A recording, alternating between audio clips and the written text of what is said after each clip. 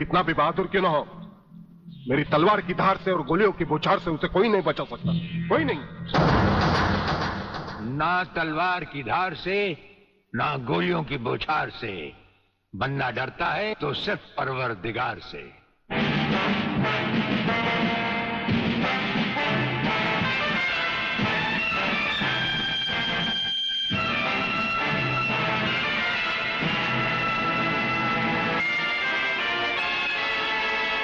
Brigadier Suryadev Singh? अच्छा, तो यही है तुम्हारा ब्रिगेडियर सूर्यदेव सिंह। ढूंढ डालो इसे। खबरदार, कोई हिलेगा नहीं। हमारे कमांडोज ने तुम्हारे सब साथियों को घेर रखा है। स्वामी जी, जरा अपने पीछे भी नजर डालो। ये कमांडो बड़ा खतरनाक है। तुम्हारा बाप है, पत्ता हिलने से पहले ही पेड़ काट डालता है। तुम्हारी भलाई अब इसी में है कि बिना हिले जुले खामोश खड़े रहो।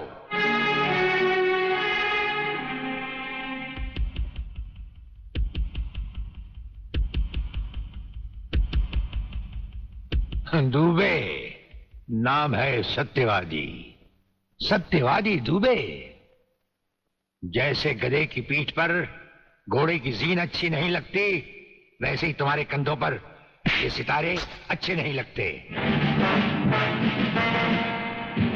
और ये कमरबंद पेटी भी अच्छी नहीं लगती।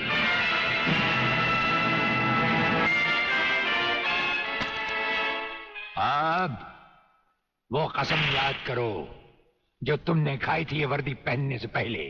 हम कसम खाते हैं कि हम पूरी ईमानदारी और वफादारी से देश और कानून की रक्षा करेंगे।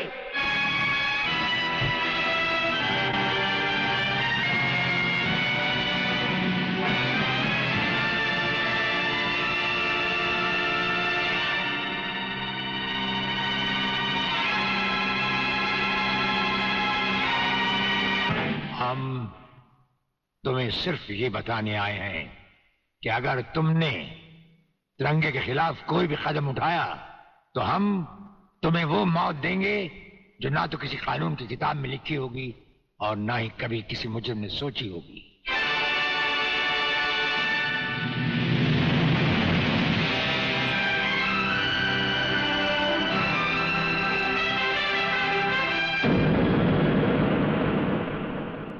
Hello, inspector Wagle speaking. No, suspended inspector Shivaji Rao Wagle speaking. Sir, DSP साहब ने आपको अर्जेंट बुलाया है। कल से ड्यूटी ज्वाइन करनी। फिर? इंस्पेक्टर वागले, तुम्हें शायद मालूम नहीं कि तमाम पुलिस ऑफिसर्स की फाइल्स देखने के बाद ब्रिगेडियर सूर्यदेव सिंह ने सिर्फ तुम्हें चुना है। सर, अब तुम दोनों को मिलकर काम करना है, लेकिन तुम पूरब हो तो वो पश्चिम है। इसलिए सीनियर ऑफिसर होने के बावजूद मेरी तुमसे रिक्वेस्ट है कि ब्रिगेडियर सूर्यदेव सिंह के साथ मिलकर जो भी खेल खेलना हो, शांति और ठंडे दिमाग से खेलना। सर।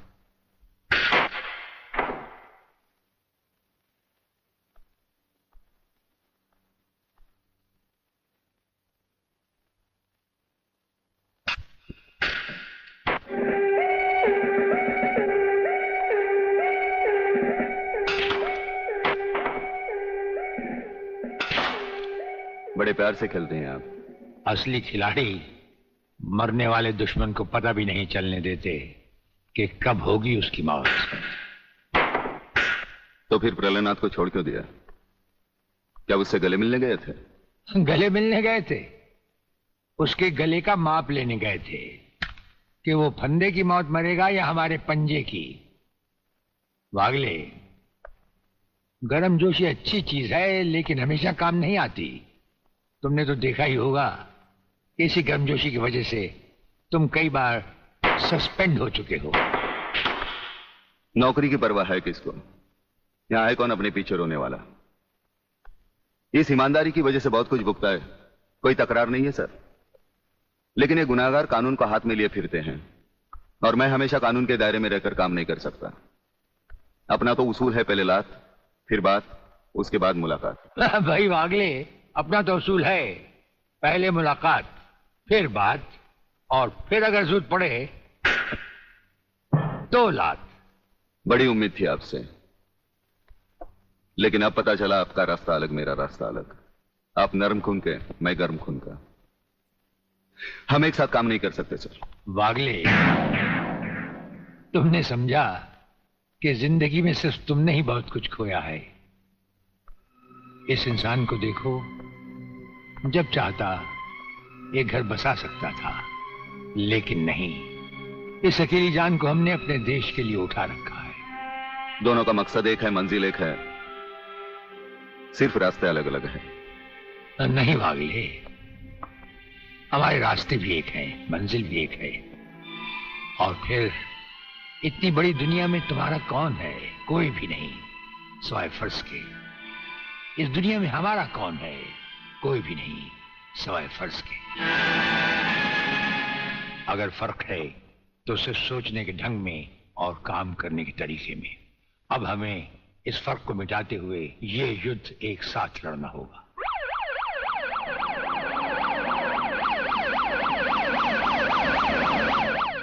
मुझे अपनी जान की तो परवाह नहीं है, लेकिन आप इस तरह खुलेआम गाड़ी में घूम रहे हैं, यह खतरा मैं उठा नहीं सकता। जिस गाड़ी में तुम बैठे हो, ये मामूली गाड़ी नहीं। मामूली गाड़ी मामूली आदमियों के लिए होती है, ये गैर मामूली गाड़ी है, एक गैर मामूली इंसान के लिए। बुलेट प्रूफ, और इसमें ऐसे ऐसे गैजेट लगे हुए हैं जो बम से लेकर पटाखे तक की खबर में मिल जाती है। लेकिन इस वक्त हम जा कहां रहे सर? गाड़ी रुकने पर तुम्हें खुद ब खुद पता चल जाएगा।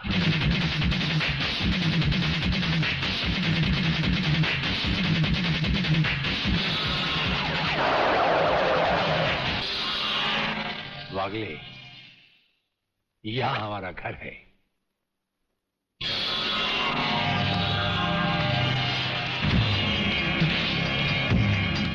यहां तो सिर्फ चारों तरफ जंगल ही जंगल नजर आ रहा है, रहने की तो कोई जगह ही नजर नहीं आ रही। अभी नजर आ जाएगा बहादुर।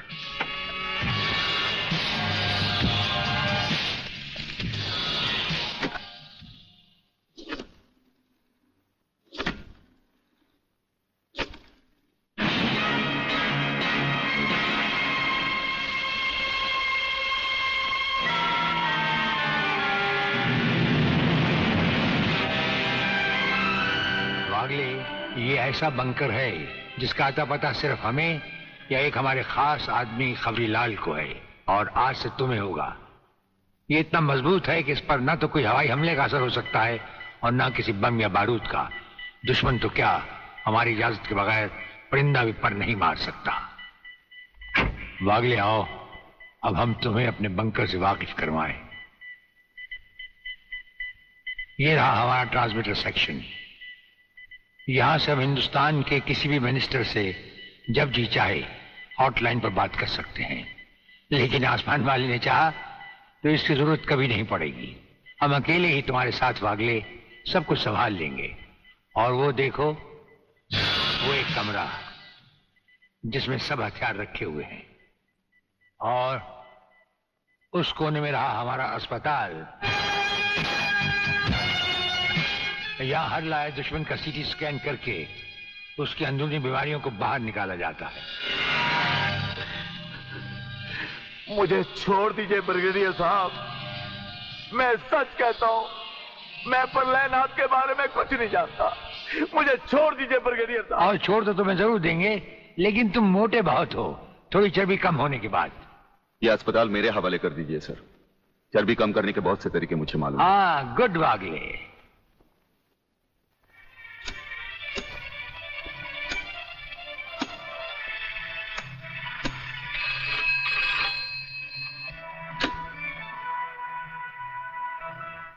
नमस्कार सर, मैं खबरीलाल बोल रहा हूँ। ओ खबरीलाल, आज के मुख्य समाचार ये हैं कि प्रलयनाथ गुंडा स्वामी ने खतरनाक किलर बब्बन खूनी को आपको खत्म करने के लिए एक बहुत बड़ी सुपारी दी है। हमारे नाम की सुपारी खाने वाले को जिंदगी भर दांत चबाने पड़ेंगे। ये हमारे नाम की सुपारी खाने वाले चमगादड़ के खाने पीने का ढाबा कहाँ है खबरीलाल?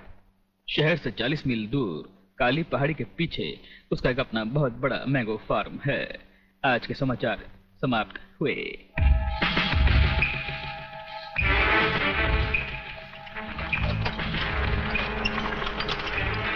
ओबे गंगवा, ये माल जो तू आसाम और यूपी भेज रहा है तगड़ा है ना? तगड़ा क्या सरकार, ये नंबर 1 फसल है, नंबर 1। अरे 25 मीटर दूरी पर जाती हुई गाड़ी को ये ऐसे उड़ाता है।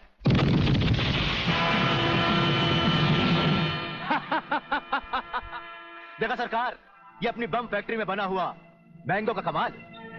यूपी और आसाम में आतंक फैलाने के लिए ये माल तो ठीक है, पर मुझे वो माल बता जो ब्रिगेडियर सूर्यदेव सिंह को उसकी गाड़ी के साथ जलाकर उसे राख कर दे। वो भी तैयार है सरकार। ये देखिए छोटा सा हापुस जो 50 मीटर की दूरी पर जमीन पर गिरते ही ऐसा फटता है कि मरने वाले की हड्डियों का सुरमा बन जाता है। ये देखिए।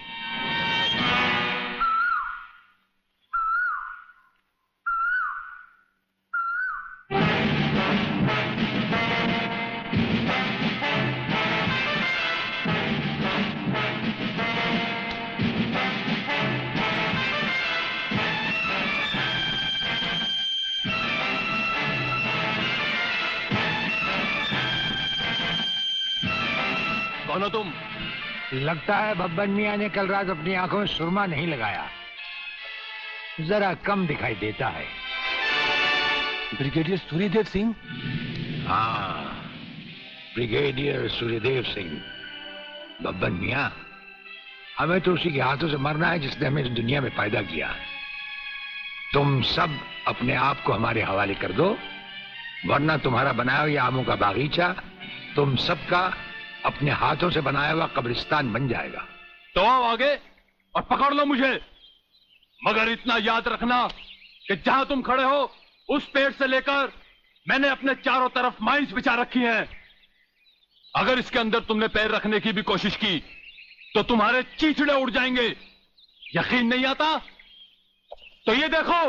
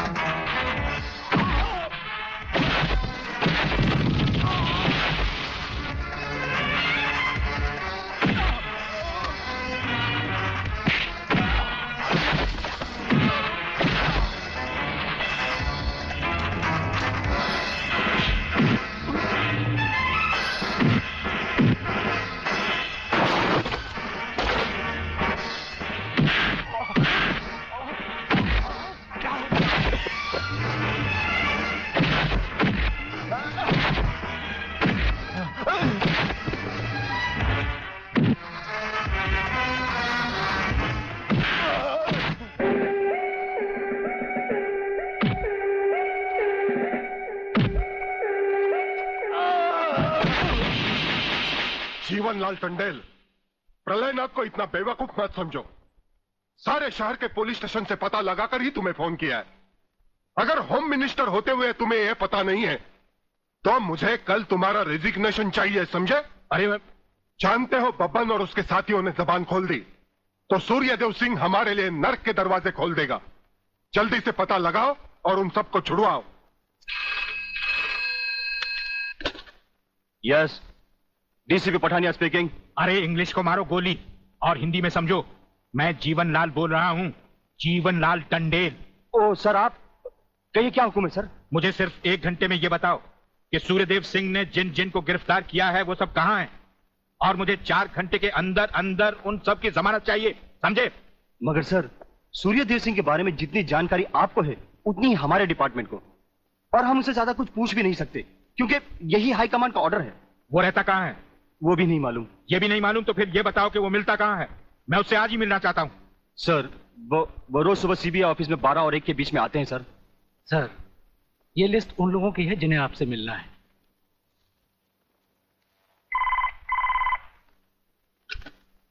सर, मंत्री जी आपसे मिलना चाहते हैं। टंडेल का नाम है क्या इसमें? जी नहीं सर।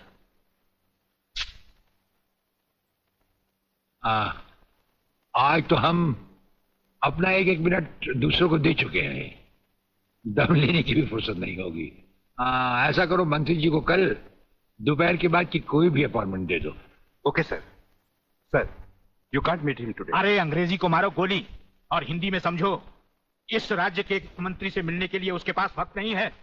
मैं पूछता हूँ वो हमारी खाता है या हम उसकी? इसमें आपकी और हमारे खाने की बात कहां से आ गई? ओह, तो ये है ब्रिगेडियर। आप यहां अचानक आ पधारे हैं और हम आज का सारा वक्त औरों को दे चुके हैं। आखिर हम सब जनता ही के तो सेवक हैं। कुर्सी मिलने पर ये समझ लेना कि सारी सरकार आप ही की है, इसे हम कैसे मान लें?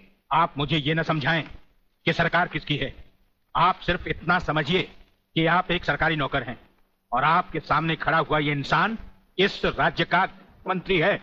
खादी के कपड़े पहनने से और टोपी लगा लेने से कोई महात्मा गांधी नहीं बन जाता।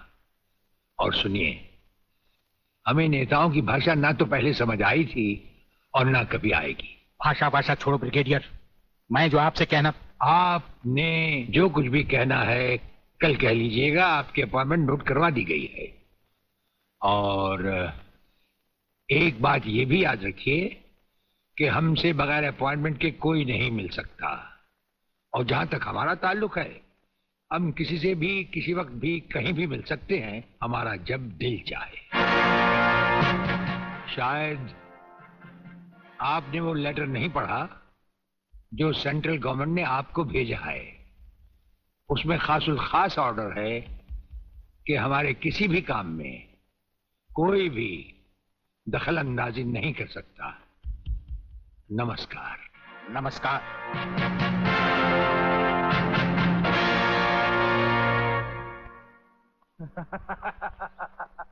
Really? ओए, हाँ, गुड मॉर्निंग अंकल। अरे अंग्रेजी को मारो गोली और हिंदी में बात समझो। हिंदी में तुम ये बताओ तुम्हारे पिता कहाँ हैं? पिताजी, अंकल तो ऊपर बैठे हुए हैं, आप ही का इंतजार कर रहे हैं। राधा, तुम्हारे पिताजी बड़े उखड़े हुए लगते हैं। लगता है there is something wrong in the ministry. अरे रॉन्ग हो या राइट, यही समझना होता तो मैं भी तुम्हारी तरह खादी के कपड़े पहन लेता। अरे सरकारी लेटर से मुझे क्या लेना देना? देखो, तुम अभी से इतने ढीले पड़ जाओगे तो पूरी सरकार को भारतवर्ष से कैसे खत्म करोगे? वो सिर्फ एक मिलिट्री ऑफिसर है और हमें पूरी मिलिट्री फोर्स के साथ लड़ना है। भूल जाओ सारी बातें और फाड़ दो वो लेटर। देखो, उसका ट्रांसफर ना हो तो ना सही, उसकी बातें हमें पता न चले तो न सही, लेकिन उसकी मौत का बंदोबस्त तो मैं कर सकता हूं। प्रलयनाथ, वो मर गया तो ये नेता भी कुर्सी समेत जल गया, समझो। वो मरेगा भी और तुम कुर्सी के साथ जियोगे भी।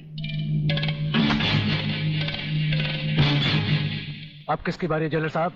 ब्रिगेडियर सूर्यदेव सिंह की। मारे जाने वाले पुलिस के उन शहीदों की याद में ये ज्योत बनाई गई है।